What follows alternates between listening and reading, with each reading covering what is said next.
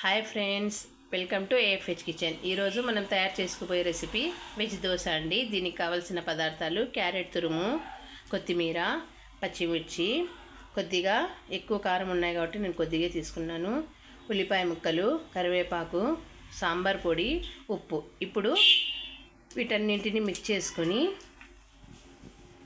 ఈ పౌడర్ని, ఈ ఉప్పుని, తగినంత ఉప్పుని అంతా వేసి ఒకసారి మిక్స్ చేసుకుందామండి. చూడండి, వీటన్నింటిని బాగా మిక్స్ చేసుకున్నాము. ఇప్పుడు పెట్టుకొని దోశ వేసుకుందాం.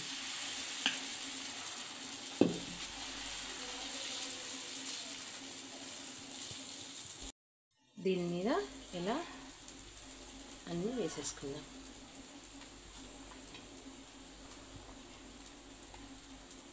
ఇప్పుడు స్టవ్ని హై ఫ్లేమ్లో పెట్టుకుందాం.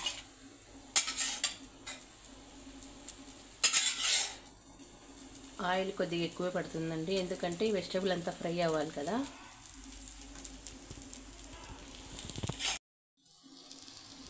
చూడండి, వెజిటేబుల్స్ అన్నీ బాగా వేగాయి. ఇప్పుడు వీటి మీదకి మనం ముందుగా చూపించిన వీడియోలోని పుట్నాల పొడి, ఈ పొడి కొద్దిగా వేసుకుందామండి. ఇప్పుడు దాన్ని ఫోల్డింగ్ చేసుకుందాం.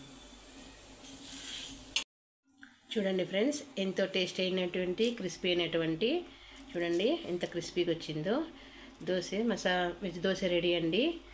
తినండి, ఆరోగ్యంగా ఉండండి. నా ఛానల్ని లైక్ చేయండి, సబ్స్క్రైబ్ చేయండి, కుదిరితే కామెంట్ పెట్టండి.